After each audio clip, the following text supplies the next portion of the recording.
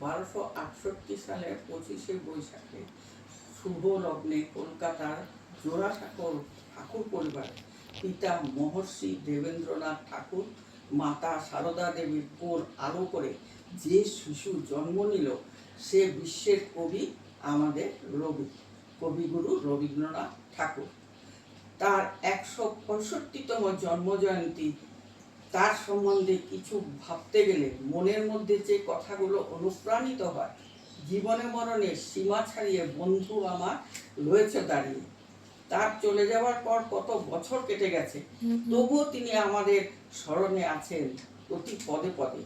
তারই লেখার মধ্যে নিত্য নতুন ভাবে তাকে আমরা আবিষ্কার করি। আজকের জন্মদিনে তারই লেখা কবিতা পাঠ করে শ্রদ্ধা ভক্তি জানাই। কবিতার নাম হলো জন্মকথা। খোকা, মাকে সুধা ডেকে এলেম আমি কোথা থেকে, কোনখানে তুই কুড়িয়ে পেলি আমারে।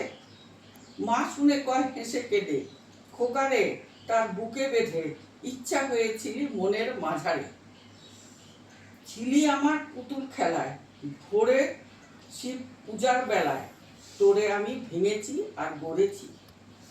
তুই আমার ঠাকুরের সনে ছিলি পূজার সিংহাসনে, তারই পূজায় তোমায় পূজা করেছি। আমার চিরকালের আশায় আমার সকল ভালোবাসায় আমার মায়ের দিদি মায়ের পরাণে। পুরানো এই মোদের ঘরে গৃহদেবীর কোলের পরে কতকাল যে লুকিয়েছিলি কে জানে। যৌবনেতে যখন হিয়া উঠেছিল প্রস্ফুটিয়া, তবু ছিলি সৌরভের মতো মিলায়। আমার তরুণ অঙ্গে অঙ্গে জড়িয়েছিলি সঙ্গে সঙ্গে তোর লাবণ্য কোমলতা বিলায়। সব দেবতার আদরের ধন, নিত্যকালের তুই পুরাতন, তুই প্রভাতের আলোর সম বয়সী। তুই জগতের স্বপ্ন হতে এসেছিস আনন্দ স্রোতে নতুন হয়ে আমার বুকের বিলসী। নির্নিমেষে তোমায় হেরে তোর রহস্য বুঝি নেড়ে, সবার ছিলি আমার হলি কেমনে।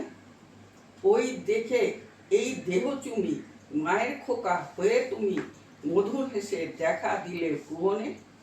হারাই হারাই ভয়ে ভয়ে গোতাই বুকে চেপে রাখতে যে চাই, কেঁদে মরি একটু সরে দাঁড়ালে।